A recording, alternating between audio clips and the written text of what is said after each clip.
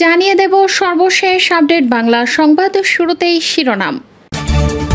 ঝিনাইদহের এমপি আনোয়ারুল আজিম আনার হত্যাকাণ্ডের আসল রহস্য ফাঁস, বের হলো থলের বিড়াল। সবশেষে দেখবেন আমেরিকা থেকে ডক্টর ইউনূসকে তত্ত্বাবধায়ক ঘোষণার প্রস্তাব, শেখ হাসিনাকে পদত্যাগের নির্দেশ, পিনাকি ভট্টাচার্যের বিশেষ প্রতিবেদন। এতক্ষণ শুনছিলেন সংবাদ শিরোনাম, এখন থাকছে বিস্তারিত।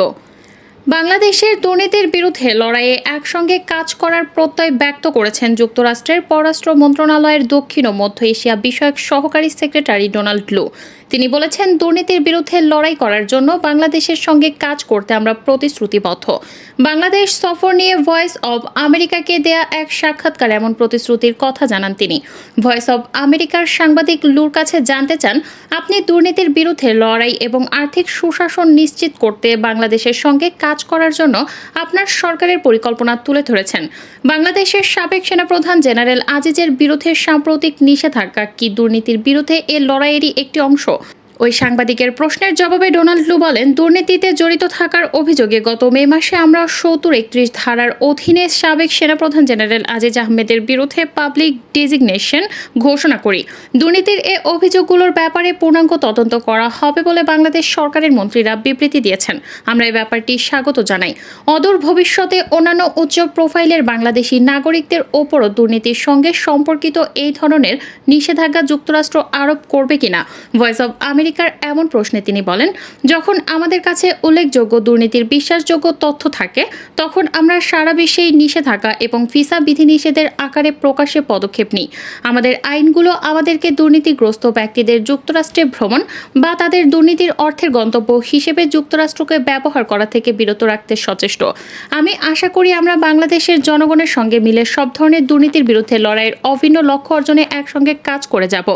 মিয়ানমার ও বাংলাদেশের কিছু অংশ নিয়ে খ্রিস্টান জাতি রাষ্ট্র গঠনে প্রধানমন্ত্রী শেখ হাসিনার অভিযোগ এবং বিমান ঘাঁটি নির্মাণের বিষয়ে ডোনাল্ড লু বলেন, এসব অভিযোগ সম্পূর্ণ মিথ্যা। আমরা বাংলাদেশের সার্বভৌমত্বকে সম্মান করি। নির্বাচনের সময় আমাদের অগ্রাধিকার ছিল শান্তিপূর্ণভাবে পরিচালিত অবাধ ও সুষ্ঠু নির্বাচনকে সমর্থন করার জন্য বাংলাদেশের সঙ্গে কাজ করা। ঝিনাইদহের এমপি আনোয়ারুল আজিম আনার হত্যাকাণ্ডের ঘটনায় জেলা আওয়ামী লীগের সাধারণ সম্পাদক সাইদুল করিম বিন্টুকে জিজ্ঞাসাবাদ করছে ডিবি। আনার হত্যাকাণ্ডের ঘটনায় গ্রেপ্তার ঘাতক শিমুল ভূঁইয়া এবং ঝিনাইদহ আওয়ামী লীগের ত্রাণ ও সমাজ কল্যাণ সম্পাদক কাজী কামাল আহমেদ ওরফে গ্যাসবাবুর দেয়া তথ্য মতে মঙ্গলবার মিন্টুকে ডিবি হেফাজতে আনা হয়েছে। আনার হত্যায় মিন্টু সম্পৃক্ত আছেন এমন বেশ কিছু তথ্য প্রমাণ ডিবি আগে পেয়েছে। এসব বিষয় নিয়ে তাকে জিজ্ঞাসাবাদ করা হয়েছে। ডিবি অনেকগুলো বিষয় তার কাছে জানতে চেয়েছে, তবে তিনি অনেক প্রশ্নের সদুত্তর দিতে পারছেন না। তদন্ত কর্মকর্তা যেসব তথ্য পেয়েছেন সেগুলো মিন্টুকে জিজ্ঞাসাবাদ করে সত্যতা যাচাই করছেন। অন্যদিকে মিন্টু নিজেকে নির্দোষ দাবি করেই হত্যাকাণ্ডে তার কোনো দায় নেই বলে বোঝানোর চেষ্টা করছেন। ডিবির একটি সূত্র বলছে, মিন্টুর কাছ থেকে সদুত্তর মিলছে না। গ্যাসবাবু মোবাইল হারিয়েছে বলে যে জিডি করেছেন সেগুলোর সন্ধান পেয়েছে ডিবি। আদতে মোবাইলগুলো হারায়নি। গ্যাসবাবু নিজের নিরাপত্তার জন্য সেগুলো মিন্টুর কাছে রেখেছিলেন। ভেবেছিলেন সেখানে রাখলে ডিবিও উদ্ধার করতে পারবে না। এছাড়া গ্যাসবাবু ও ডিবির কাছে স্বীকার করেছে শিমুল ভূঁইয়াকে যে 2 কোটি টাকা দেওয়ার কথা ছিল সেটির যোগানদাতা মিন্টু। ডিবি মনে করছে আনার হত্যাকাণ্ডের পেছনে মিন্টুর বড় ধরনের স্বার্থ রয়েছে, তাই তাকে গ্রেফতার দেখিয়ে আদালতে পাঠিয়ে রিমান্ড আবেদন করা হতে পারে। ডিবি সূত্র বলছে, শিমুল ভূঁইয়ার জবানবন্দিতে আনার হত্যার জট খুলতে শুরু করেছে। তার জবানিতেই গ্যাসবাবু মিন্টু সহ ঝিনাইদহ আওয়ামী লীগ, ছাত্রলীগ ও যুবলীগের রাজনীতির সঙ্গে জড়িত এমন আরও কয়েকজন নেতার নাম উঠে এসেছে। এখন গ্যাসবাবু ও মিন্টুকেও ওই নেতাদের বিষয়ে জিজ্ঞাসাবাদ করা হবে। যদি সত্যতা মেলে তবে তাদেরকে জিজ্ঞাসাবাদ করা হবে। সূত্র বলছে, পলাতক শাহিন, মিন্টু, গ্যাসবাবু ও ঝিনাইদহের সন্দেহভাজন আরও কয়েকজন নেতা মিলেই আনারকে হত্যার পরিকল্পনা করা হয়।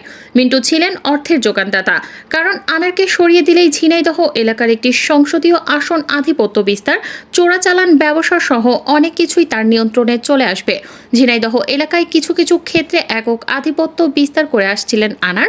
বিশেষ করে ঝিনাইদহ 4 আসন থেকে টানা 3 বার এমপি চোরাচালান ব্যবসার নিয়ন্ত্রণ আনারের জন্য মিন্টুর এমপি হওয়ার স্বপ্ন বাস্তবায়ন হচ্ছিল না।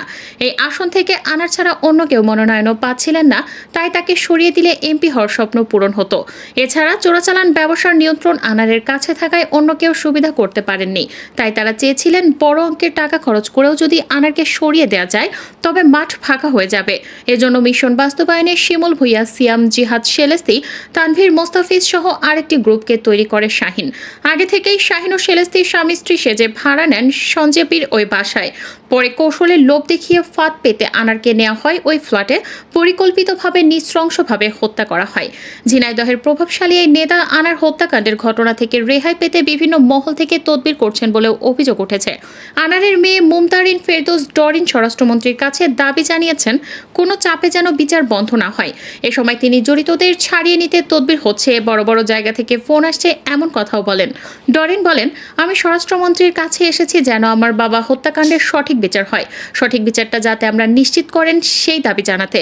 জিজ্ঞাসাবাদের জন্য এরই মধ্যে অনেককে আটক করা হয়েছে। আমি শুনেছি অপরাধীদের বাঁচাতে অনেক জায়গা থেকে তদবির করা হচ্ছে, তাদের যেন ছেড়ে দেওয়া হয় সেজন্য চেষ্টা করা হচ্ছে। কোনো তদবিরের চাপে পড়ে হত্যাকাণ্ডের বিচার যাতে বন্ধ করার চেষ্টা না হয়, চাপের মুখে যাতে সঠিক তদন্ত বন্ধ করা না হয় সেই দাবি জানিয়েছি। আমি সঠিক বিচার চাই।